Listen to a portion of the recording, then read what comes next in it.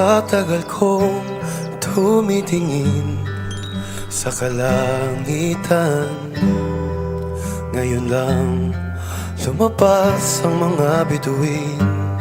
Itong picture na to, this was taken one day pagkatapos kong sinagot si LM. Natatandaan ko pa yung araw na yun, papunta kami sa mall. Tapos sinurprise niya ako, binigyan niya ako ng chocolate cake. Ako, ang habit ko, pag kumakain ako ng chocolate cake, nilalagay ko yung icing sa ngipin ko. Tapos nagpapapicture ako na mukha akong tanga na parang may chocolate cake sa ngipin. Usually, yung ibang tao hindi siya masyado nagigets. Pero nagulat ako kasi si LM, ang ginawa niya, nung nakita niyang naglagay ako ng icing sa ngipin ko, naglagay din siya ng icing sa ngipin niya, tapos nagpa-picture kami. So, ito yung picture na yon.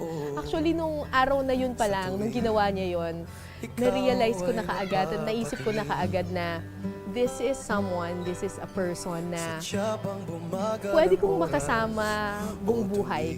Hi! Mahal kong LM, ito yung unang araw natin as a couple. Pumayag ka sa kalokohan ko na maglagay ng chocolate cake sa ngipin. Baliw talaga ang girlfriend mo. Sino mag-aakala na ngayon habang buhay na tayong magsasama? Ikaw ang pinakamagandang nangyari, ay naiyak ako, sa aking buhay. At Nagpapasalamat ako sa Panginoon na binigay ka niya sa akin, na dumating ka sa buhay ko. Mahal na mahal kita, LM. Ayan, pwede na tayo mag-chocolate cake ulit. Tapos na ang diet. Mahal na mahal kita. Love ka. Ano yung picture, oh?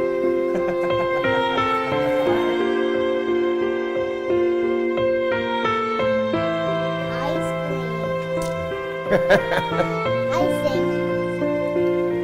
Chocolate ice. Isipin ninyo na sa sandaling ito, para kayong nakasakay sa andas, itinatampok ng sambayanan upang magpagunita sa mukha ng Diyos ng pag-ibig.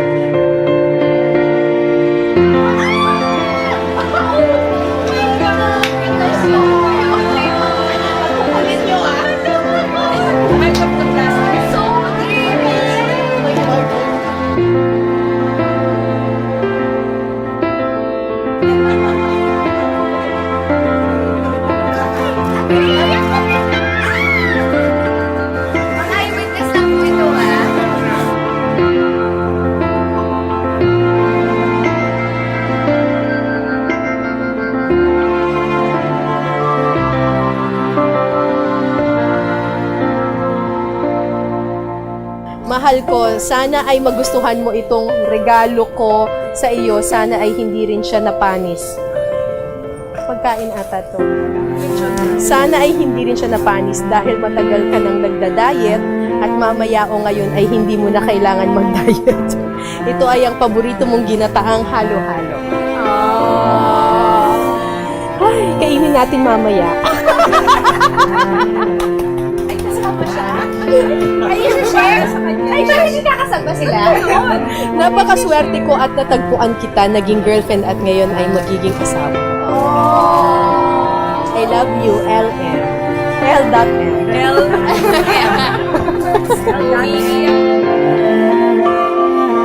Manalo yung may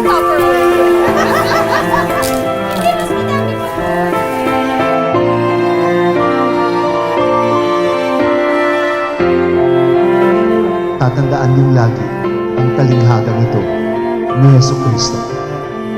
Asin at ilan.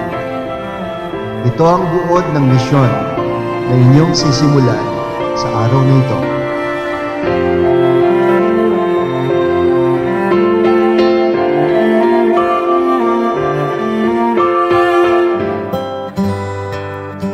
Sadya bang bumagal ang oras o tumigil ang aking mundo? Ngayon lang nabato-balanin, lahat ito'y dahil sa'yo. Nasisid ko na ang malalim na karagatan, naakyat ang matataas na kabundukan, tumakbo, sumakay, lumipad sa kalangitan. Pero kahit kailan, di ko pa nasubukang maglakad. Ngayon lang.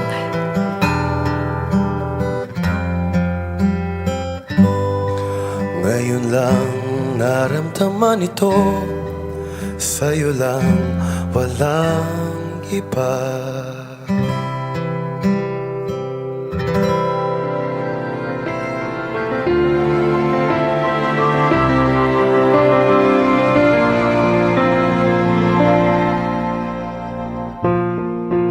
May nagsabi sa akin ngayon, isang pare, yung spiritual advisor ko, sabi niya sa akin, huwag mong hanapin, ibibigay yan ng Panginoon. And I've always been praying for God's best. Sabi, maghintay lang daw and wait for His time, for God's time. So, mukhang binigay na talaga ng Panginoon yung, ito na yung regalo ng Panginoon sa akin, sa aking pamilya, sa amin ni Julia, si LM. So, love you!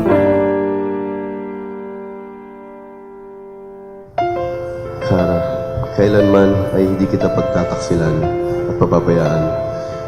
Hinihiling ko na isuot mo at pakaingatan ang singsing na ito na siyang tanda ng aking pag-ibig at katapatan.